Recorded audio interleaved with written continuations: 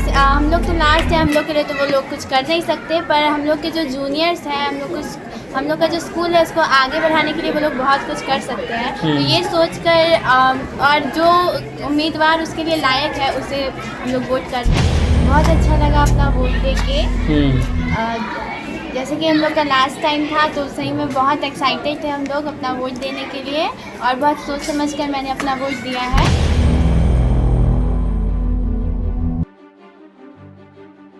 हमारे भावी school captain को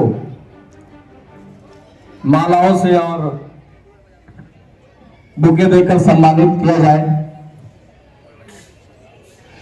जोरदार क्लास।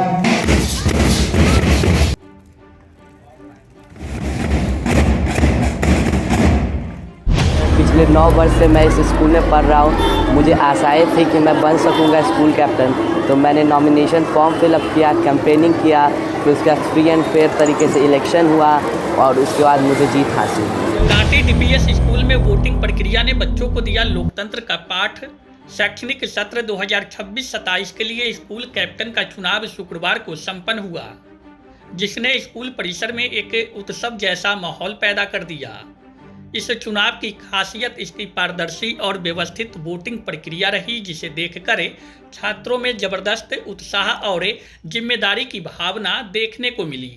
स्कूल प्रशासन ने चुनाव को एक वास्तविक लोकतांत्रिक प्रक्रिया की तहत आयोजित किया, जिससे छात्रों को न केवल अपने नेता चुनने का मौका मिला, बल्कि उन्हें लोकतंत्र के महत्व और मतदान की शक्ति का भी व्यवहारिक ज्ञान मिला।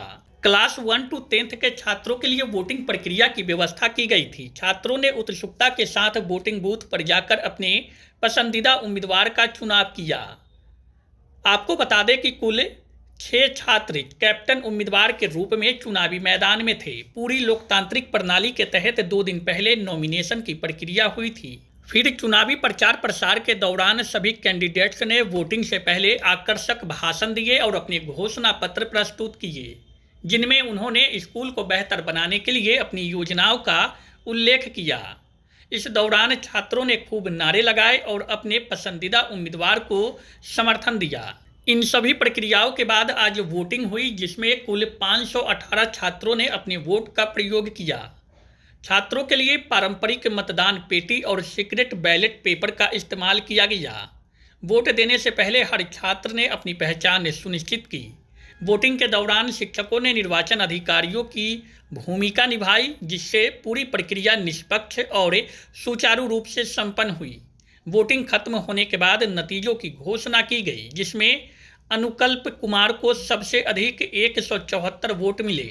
अनुकल्प अपने निकटतम प्रतिद्वंदी से करीब 50 वोटों के मार्जिन से चुनाव जीतने में सफल रहा। विजेता बनने पर छात्रों और शिक्षकों ने गर्मजोशी के साथ अनुकल्प को बधाई और शुभकामनाएं दी। डीपीएस के डायरेक्टर अजय कुमार गुप्ता ने नवनिर्वाचित स्कूल कैप्टन अनुकल्प को माला पहनाकर और बुके देकर बधाई और शुभकामनाएं दी। वहीं हर्षिता को वाइस कैप्टन के रूप में चुना गया। इस मौके पर डीपीएस के डायरेक्टर अजय कुमार गुप्ता ने कहा कि यह चुनाव डीपीएस के छात्रों के लिए सिर्फ एक नेतृत्व चयन प्रक्रिया नहीं थी, बल्कि एक ऐसा अनुभव था जिसने उन्हें नागरिक जिम्मेदारी और लोकतांत्रिक मूल्यों का महत्व सिखाया। स्कूल के सेंटर कोऑर्डिनेटर सनत कुमार मिश्रा ने कहा कि इस तरह के आयोजन छात्रों के समग्र विकास के लिए महत्वपूर्ण हैं। कैसा लगा वोटिंग करके? बहुत अच्छा लगा अपना वोट दे के। जैसे कि हम लोग का लास्ट टाइम था तो सही में बहुत एक्साइटेड थे हम लोग अपना वोट देने के लिए, और बहुत सोच समझ कर मैंने अपना वोट दिया है। किन क्या उद्देश्य को लेकर के वोटिंग किए हैं, किनको किस लिए चुनना है? उनको चुनना है कि जैसे हम लोग तो लास्ट है, हम लोग के लिए तो वो लोग कुछ कर नहीं सकते, पर हम लोग के जो जूनियर्स हैं, हम लोग का जो स्कूल है उसको आगे बढ़ाने के लिए वो लोग बहुत कुछ कर सकते हैं। तो ये सोचकर और जो उम्मीदवार उसके लिए लायक है उसे हम लोग वोट कर रहे हैं। कितने कैंडिडेट है कुल? 6 में किसी एक को चुनना है जो आपके लिए बेहतर करे, स्कूल के लिए बेहतर करे। क्या नाम हुआ? नाम मेरा आपका? हाँ। आयुषी। किस वर्ग में है? क्लास 10। बच्चों ने 3 दिनों के प्रयास से, पहला दिन नॉमिनेशन हुआ था, स्क्रूटनी हुई थी, उसी दिन सिंबल दिया गया था। उसके दूसरे दिन उन्होंने वोट के लिए कैंपेनिंग किया था और आज वोटिंग हुआ। कड़े संघर्षों के बाद अनुकल्प प्रथम स्थान प्राप्त किया है। वोटों का मार्जिन भी लगभग 50 के आसपास है। हमारा डीपीएस परिवार की शुभकामनाएं इनके साथ हैं। पूरे नए सेशन में 26-27 के सेशन में बहुत बड़ी जिम्मेवारी इनको स्कूल की तरफ से मिली है। इनको पूरी ईमानदारी और डिसिप्लिन के साथ स्कूल में पूरी व्यवस्था को देखना है।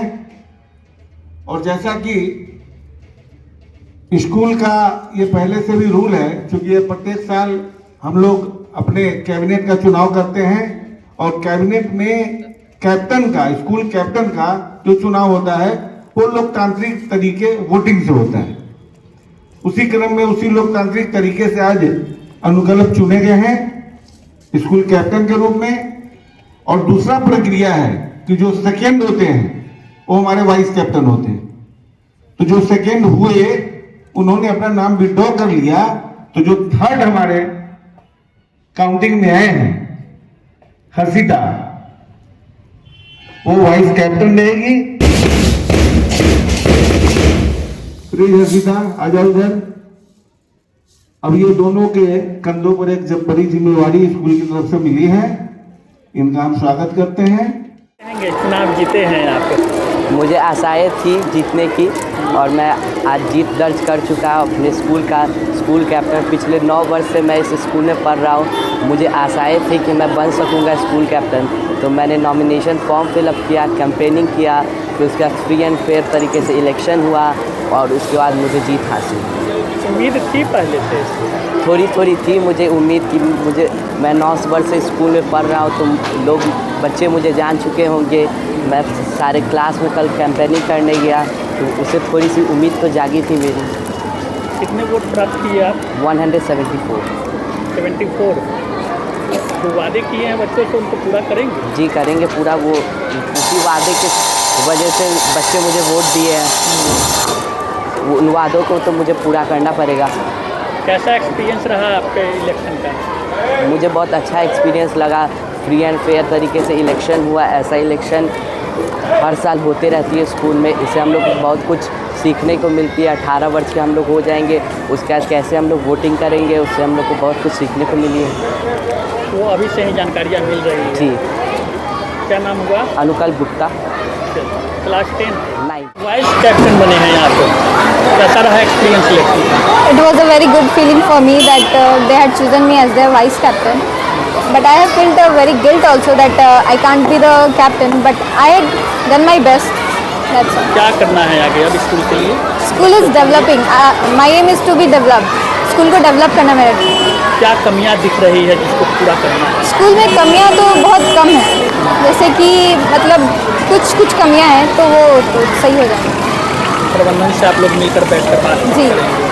तो कैप्टन भी आपको नए मिले हैं, दोनों के सहयोग से स्कूल के प्रबंधन के साथ मिलकर काम करेंगे। कैसा एक्सपीरियंस रहा आपके लिए? बहुत अच्छा।